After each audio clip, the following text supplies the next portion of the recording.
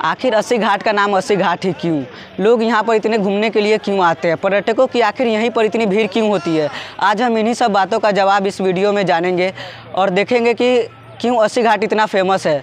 तो हेलो दोस्तों, मेरा नाम है आकाश और आप सभी का मेरे इस वीडियो में स्वागत है। आप देख सकते हैं कि यही है अस्सी घाट।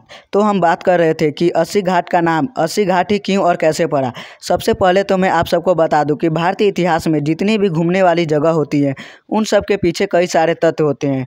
इस घाट को भी लेकर कई सारे तथ्य हैं। मुख्य रूप से यह माना जाता है कि माता दुर्गा ने शुंभा और निशुंभा असुर को मारकर अपनी तलवार को यहीं पर गिराया था और तलवार का एक पर्यायवाची शब्द अस्सी भी होता है।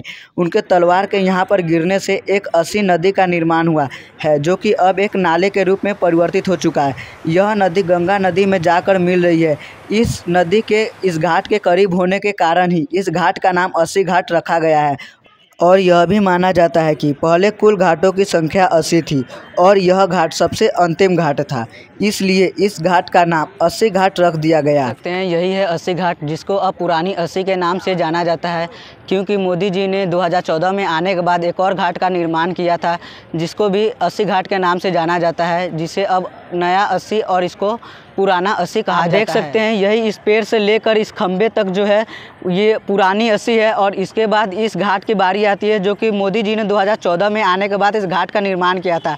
यहीं इस घाट पर ही मोदी जी ने फावड़ा मारकर इस घाट का निर्माण की प्रक्रिया चालू की थी। उसके बाद से इस घाट पर जो है कि काफ़ी सारे सुबह के टाइम में प्रोग्राम होते हैं, जैसे योगा हो गया, भरतनाट्यम हो गया, या ऐसे कई सांस्कृतिक प्रोग्राम होते हैं जिसकी वजह से जो कि सुबह का टाइम होती है, इसलिए इस घाट का नाम सुबह ए बनारस भी पड़ गया और इस घाट को सुबह ए बनारस के भी नाम से जाना जाता है। आप देख सकते हैं यही है सुबह ए बनारस का मंच, जहाँ पर कई सारे सांस्कृतिक प्रोग्राम या फिर भरतनाट्यम या म्यूजिकल इंस्ट्रूमेंट वगैरह के प्रोग्राम होते हैं। और इसी के बाद यहीं पर इस जगह पर मतलब मेट वगैरह बिछाया जाता है, जहाँ की सुबह के टाइम योगा या कई सारे प्रोग्राम होते हैं। बाद हम सभी चलते हैं घाट किनारे, जहाँ पर गंगा नदी बह रही है, काफ़ी सारे नाव भी खड़ी हुई है और वहीं पर लोग सुबह के टाइम पर नहाते रहते हैं। चलिए अब हम लोग सीढ़ी से उतरते हुए चलते हैं सीधे गंगा नदी के तरफ।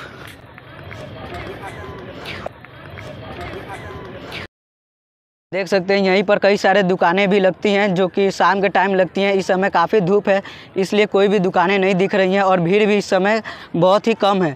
आप शाम के टाइम जब भी आएंगे देखेंगे यहाँ पर इतनी सारी भीड़ रहती है कि आप कुछ कह नहीं सकते भीड़ के बारे में। ये देखिए नाव पर लोग घूमने के लिए जा रहे हैं, जो कि ये नाव जो है दशाश्वमेध घाट पर जाती है और वहीं से रिटर्न हो जाती है। नॉर्मली तो वहीं तक जाती है, उसके बाद आगे आप लोग को जाना होता है तो आप लोग को पर्सनल बुक करनी पड़ती है नाव वगैरह। तो अब शाम का वक्त हो चुका है और हम सब फिर से आ चुके हैं घाट किनारे और आप देख सकते हैं कि इस समय गंगा आरती हो रही है। मैं आप सबको बता दूं कि इस गंगा आरती को देखने के लिए ही दूर दूर से लोग यहाँ पर आते हैं और इस आरती के वजह से ही इस घाट को जाना जाता है। यदि आप सबको पूरी गंगा आरती की वीडियो देखनी हो तो मैं आप सबके लिए इस वीडियो के डिस्क्रिप्शन में मैं गंगा आरती के वीडियो का लिंक दे दूँगा, आप वहाँ पर जाकर देख सकते हैं पूरी गंगा आरती।